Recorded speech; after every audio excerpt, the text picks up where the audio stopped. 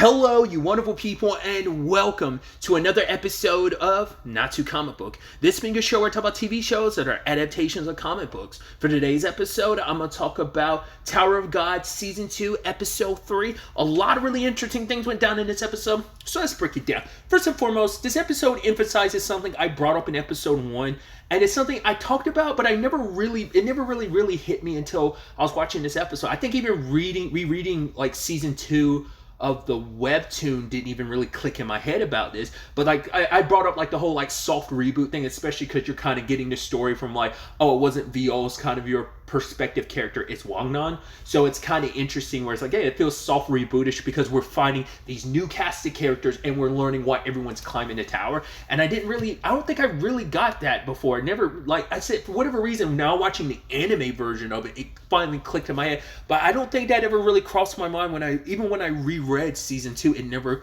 really crossed my mind to think about it from that storytelling perspective of just like, yeah, like it being soft rebootish in a lot of ways. But because we have this new cast of characters that, you have Wagnon and Nia kind of gathering people to play cards with them. So they ended up getting Horyang and Arc Raptor, and they came across Missing talking to the lady that's a part of all of this as well, and the older lady's handing her candy, but like, oh yeah, I care for kids because I run like an orphanage or whatever. But Arc Raptor kind of scared her off because he was like, right, you shouldn't be accepting candy from some stranger. And obviously Missing like started crying because he freaked out. So Go-Sing showed up and like, oh, which one of you like made my sister cry? And it's like, all right, like you want to play a game, and that stopped you from crying. So all of them kind of sitting around playing, and it's actually really dope, and they're having fun for the first time in a long time.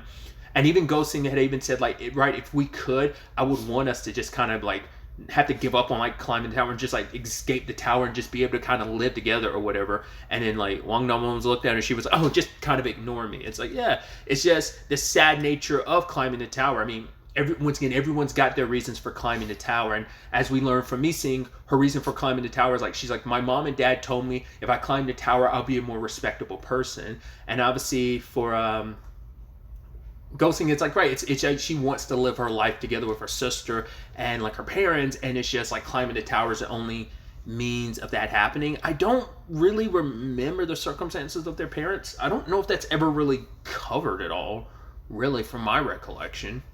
Because, like, I know that's Missing's thing of wanting to meet up with her parents, but I can't remember. Maybe Go-Sing said that in the previous episodes. I don't remember her saying that's her specific goal in climbing. It's just, I think she just wants to climb together as a family with her little sister, but I think it's also, like, maybe her goal is to meet up with their parents so they can't all just live together happily. But, I love all the while this is happening, two other things. You have the Yiwa and Viol situation, which she's like, right, like, don't expect anything from me. He's like, what would I want from you? She's like, well, you would want my body. He's like, I have no interest in your body. And that, she's kind of got that tsundere thing. Yiwa's definitely giving tsundere energy, and she's kind of more upset that he turned down. It's like, what, my body's not good enough for you? It's like, shouldn't you be happy that he has no interest in your body? But it's like, it's the way he said it was such an insult. It's Bomb. Bomb meant nothing by it. He's like, it's not even like he didn't mean it as a jab against her, like, oh, like she isn't pretty or anything. It's like, it's meant to be like, I just have no interest in your body. Like, he was just stating a fact. And at the same time, the episode, I think, actually opened with Love's situation that he's trying to, because he wants to take out Viol because he's like, yeah, I want to take out Fug.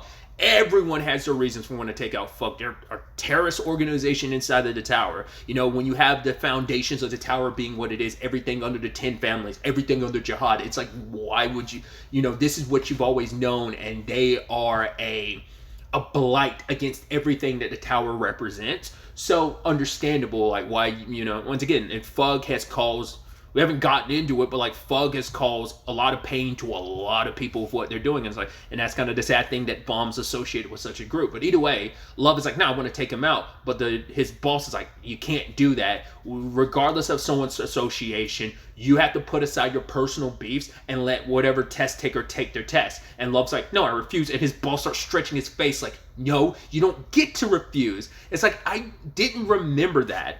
I remember his balls having some comedic elements when we were first introduced to him, but I didn't remember the whole. Is that something they added for the anime? Him stretching Love's face? Maybe that's straight out of the webtoon. I don't remember, but I remember like there being some comedic elements with that character. He has like a very dry, not dry sense of humor, but he has a very like static face, and he's just very like stoic. But there were like comedic bits between him and Love, so that's what I have to also remember too, because I think the Fug conversation is ironic, if I remember correctly.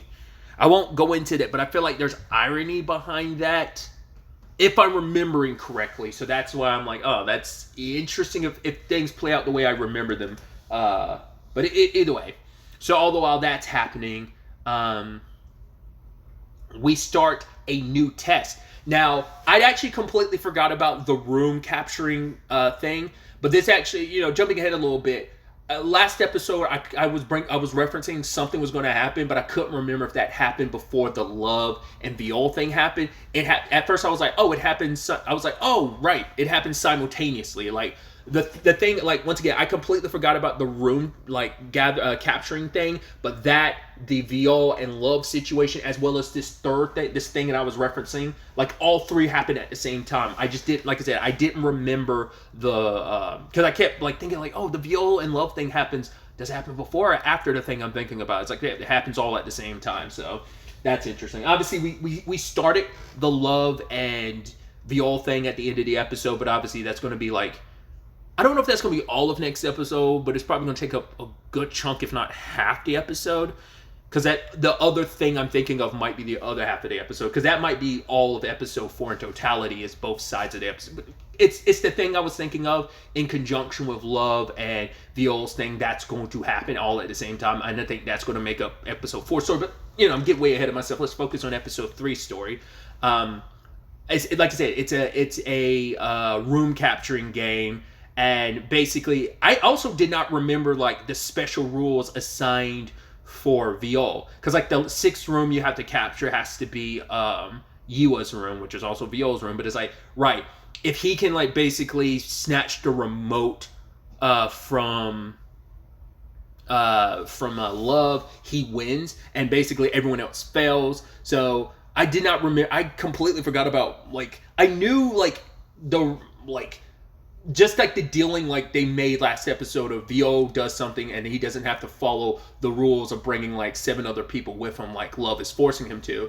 I remember that angle. I just, like I said, because I completely forgot about the remote and room capturing angle, I completely forgot that was an aspect of it. So when the rules got presented for Viol, I was like, oh, completely forgot he got special rules in this circumstance. But Yua tried to stop him, which it did lead to this interesting, not esoteric, but it's like a larger conversation where he was like, this is all happening because you refuse. Like, that's why we have these new tests that had to be like made up, because you refused to just take 7 people with you. And it's like, you was like, everyone would have been happy. And then Bomb's like, well, Viola's like, no, not everyone would have been. Some people would have been happy. And it's like, that's the sad truth of it. It's like, there is no everyone's going to be happy. There's going to be winners and there's going to be losers. And you can tell like that, or you were hearing him say that, like the whole like, not everyone's going to be happy. But it's like, it is true. Like, she wants to paint it like everything would have been perfect. It's like, who knows, like, would you have been one of the 7 chosen? But it's also like that's kind of like the sad reality of like the way this tower operates. There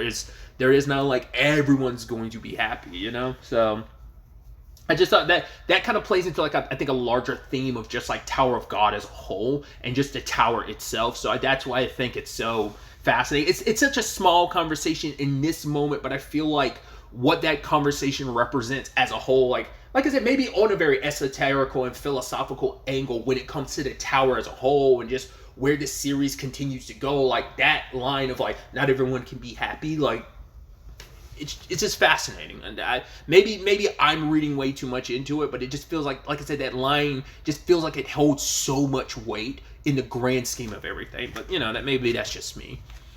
But Yiwa tried to use her flames to stop her boy, but her boy's like, nah, stopped her instantaneously. Prince is at the door running his mouth, being like, yeah, you should join me, stops him, and then bounces. And just like, yeah, no one can stop him. Because even later on, Ghosting, it's like, yeah, well, I think it was actually Arc Raptor being like, yeah, we don't have to worry about VO because most likely VO's not going to worry about us. He's going to go after the administrator. Because it's like, yeah, literally no one amongst the rankers, not the rankers, sorry, anyone amongst the regulars could top him right now. Like, no one that's here right now could even stand a chance. We've already seen, like, the toughest of the groups, which is going to be, like, Horang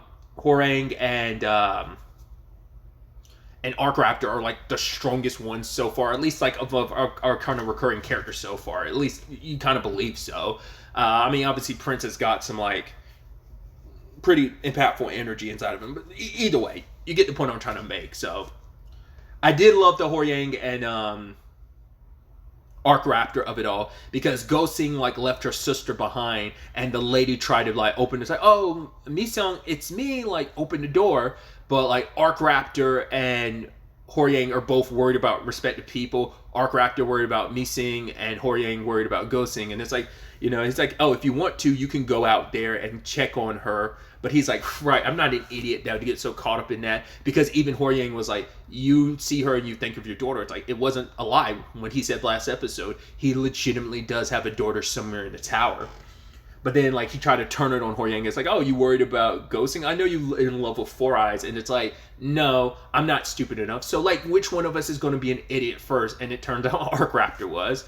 So, he went to go check on her. And even I didn't remember how that whole thing went down. So, I was thinking, like, oh, my God, she's in the room. And the lady is holding her mouth closed, isn't she? Because Arc Raptor's scared. He's, like, pumping and bounding on the door, like, Four Eyes, little girl, open the door. But then it's like, okay, good, you're still in there. Why don't you answer? Because she's like, you scare me. You know, my sister told me not to open the door for anyone. He's like, well, fine, I'm gonna leave. But then she's like, no, don't go. He's like, well, if you want me to go and you're scared, then let me in. But she's like, my sister told me. He's like, fine. And so he sits outside of her door. Once again, Arc Raptor seems like, oh, you like, he sucks. But obviously, as you know, he's your cliche guy where you're like, actually, he's actually a pretty good dude. Like, he can be a big softy when the time comes. And so when that lady comes to like, oh, we can take the room, and he was like, oh, so you revealed yourself to be a scumbag. Because the thing that made Arc Raptor immediately recognize, like, oh, you want some BS, is like, if you were really concerned about kids and looking after an orphanage, you wouldn't have those special rings around your fingers. Like, you're someone of money and ilk. You wouldn't tote that around if you really cared about kids. Like, that's all, like, some front. And so Arc Raptor, like, stabs her hand and covers her mouth and was like, hey, don't do that or the kid's going to freak out, and just has her hog tied in the hallway. It's like, I love that. And he just, like, stays outside with Mi-sung, who's completely unaware of what went down and is playing like a kind of like a word game with her. So that was actually really sweet. And then Ghosting went to Wangnan and Nia, because for her, she was saying, like, very much like Wangnan, this was going to be like his last attempt. She was like, after this, I was going to give up. But she's like, your unwillingness to give up actually inspired me to think, like, wow, I'm an idiot. Let me keep going. Because I've gotten here so far by pure luck. So I was like, I'm going to give it one last shot and give up. But your refusal to give up inspired me. He's like, oh, I'm all inspiring, aren't I? And she's like, yeah, you kind of are. And then he just kept going. She's like, shut up and don't go that far with it. So we got our crew of teammates going on. Prince's room, he left with Home Dude, and he's like, oh yeah, like, close your eyes, hide the remote. But then, like, what's the guy's name, Lurker, came to him like, oh my God, Home Dude's dead. Oh my God, who must have done it? Oh, it had to be Viol. Then two randos show up being like, oh, we know how to take down Viol, we know his weakness or whatever. So they're joining forces, and lo and behold, one of the last shots of the episode shows Lurker smiling because, oh, that devious bastard's up to something. I wonder what could it be. There's some other shots in the episode that kind of hint to, yeah, what's to come in that regard. So, but yeah, that's where things kind of stand currently with the game and the room situation. We've got our teams and stuff like that, and kind of what is essentially our main crew, as we learned from the opening of the anime, but also like Lurker and Prince and what that ends up being. So once again, no spoilers, but other than that, we go back to the Love and Viol situation, and Love talks about Karaka, and I was like, oh shit, Karaka gets name dropped this early on. Maybe it's because at this point you've never met Karaka, so the name wouldn't mean anything to you. But I was like, Is that something they did for the anime just to move that up, or was his name actually dropped this early in the story? Because you definitely, like, obviously he hasn't shown up in the anime, but he's definitely not shown up in the webtoon at this point in time. Kyle, I felt like you didn't know who Karaka was until he actually showed up, but maybe his name was dropped early on and I just didn't remember. Still, it's just kind of, it's one of those dumb things. It's like in the One Piece live action, they dropped Jinbei's name, and I was like, oh crap! I was like, was he mentioned this early in One Piece? Probably not, but it was just kind of like a nice little like future Easter egg.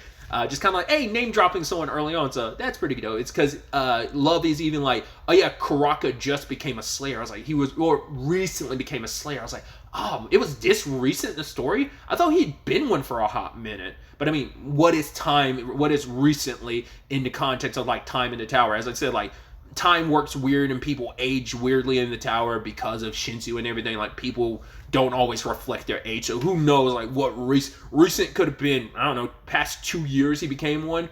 So, but obviously, like, Karaka has been given like special missions of like climbing. It's like, oh, you have one of them was like, whatever the case may be, it's ignore the testers thing. It's like, right, you can either what was it? You can kill everybody, you can make sure one regular goes ahead, or you can make sure that like everyone else fails or something like that. I forgot what the first option was, but as we can see, Vio went with the third option. He kind of had this similar kind of like edict to kind of follow. But yeah, Love sets up his game. It's like it's a game of catch. It's like, if you can catch the remote, then you win. You have 3 times. And if you fail to catch it, it was like, if it kind of gets past you even once, you lose, and you're forced to accept the rules as a stand of you have to take people with you. So obviously he's going up against a ranker, so he's only able to pause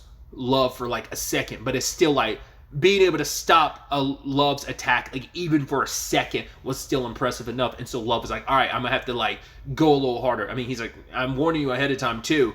I will be able to defend myself in this, meaning I could kill you accidentally, with massive quotes around it. So that's where things stand. Obviously, this is just the opening act to their fight. Like I said, we'll probably get like the meat and potatoes of it and the conclusion itself in that, because it's not, I'm sure like the match isn't that long, as you can tell. Like, once again, it's like it's Vio has like 3 times, so it's not going to be that extensive. It's not going to be Namek exploding DBZ levels of episodes. So that's why I'm like, I think both storylines are going to be like, both things that are happening, the room game and where that culminates, as well as Vio and Love's match, how that culminates, it's all going to get resolved next episode, or maybe it'll be episode 5. It's not going to be a very long, extensive thing, but we'll see.